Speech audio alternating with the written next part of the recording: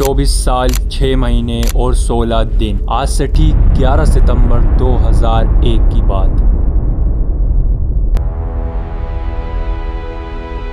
बिल्कुल मॉर्निंग का टाइम था जब किसी ने सोचा भी नहीं था कि आज का दिन इतिहास का सबसे बड़ा दिन होगा। इस अटैक की सारी बातों को मैंने AI जनरेट में कन्वर्ट किया है। तो आगे शुरू करते हैं कि इसमें आखिर हुआ क्या क्या था।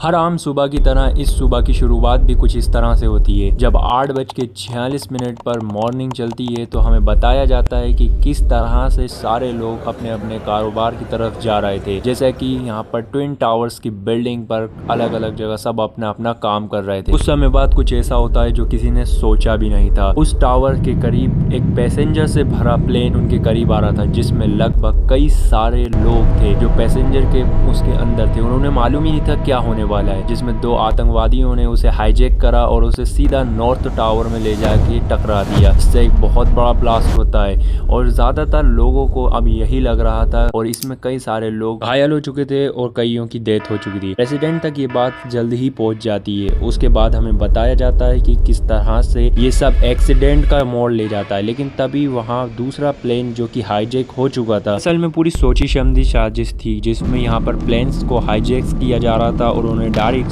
ट्विन टावर पर हमला किया जा रहा था। कुछ ही टाइम में उस टावर पर हमला होता है साउथ पे। लेकिन इस समय प्रेसिडेंट एक मीटिंग में थे जो कि बच्चों की चल रही थी स्कूल के अंदर, और जब उन्हें पता चलता है उनका फिर भी कोई बड़ा एक्शन नहीं होता है। इसी के साथ दूसरा जो नॉर्थ टावर था वो कोलैप्स कर जाता है और कुछ ही समय बाद दूसरा भी कोलैप्स करने की कगार पे था। और यहाँ पर जो तीसरा प्लेन हाईजैक हुआ था वो डायरेक्ट मिलिट्री बेस पर जाके थमा दिया जाता है, जो कि अमेरिका की मेन मिलिट्री बेस थी। अब तक ये सवाल पूरी दुनिया में सनसनीखेज बन चुका था कि अचानक से ये 3 क्रैश प्लेन्स डायरेक्ट आके अमेरिका पे क्यों अटैक कर रहे हैं, इसका कनेक्शन कहाँ पे था। इसी बात पर जब चर्चा हो ही रही थी कि तभी यहाँ पर साउथ का टावर भी कोलैप्स कर जाता है और दोनों बड़े टावर्स खत्म हो जाते हैं। और यहाँ पर अब हमें पता चलता है कि असल में ये पूरा आतंकवादी हमला था, जहाँ पर पैसेंजर प्लेन था जिसको गिराने का इरादा था व्हाइट हाउस पे, मगर उसमें पहले ही अंदर पैसेंजरों को पता चल जाता है और वो डायरेक्ट उनको क्रैश करवाने की कोशिश करते हैं। प्लेन पर से कंट्रोल हटने की वजह से वो एक जाकर कहीं दूर में गिर जाता है, टारगेट तक पहुंच ही नहीं पाया। इसी वजह से यहाँ पर 4 बड़े हाईजैक्स प्लेन्स खत्म हो जाते हैं और साथ में 2 टावर। सबसे बड़ा सवाल था कि अब ये किसने किया और क्यों किया। इसे करने वाला सिर्फ एक ही आतंकी ग्रुप निकलता है जिसका नाम था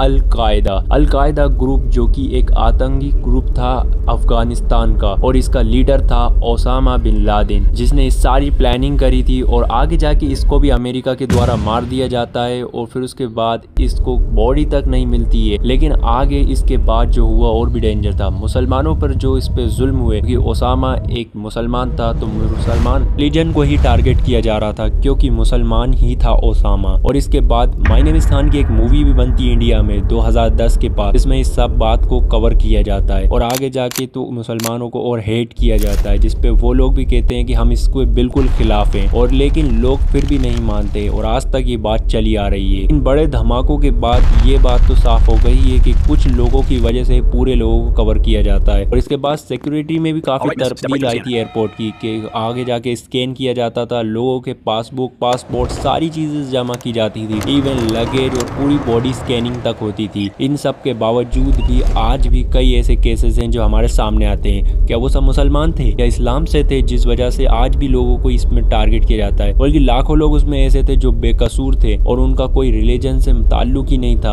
और ऐसा करने की वजह से आज भी लोग मुसलमान को ही हेट करते हैं। इवन इंडिया की बात बताऊं तो इंडिया में भी अगर कोई आतंकवादी हमला होता है तो उसे इस्लाम से कनेक्ट किया जाता है। ऐसा करना सच में जरूरी है? प्लीज कमेंट में बताएं। Like and subscribe.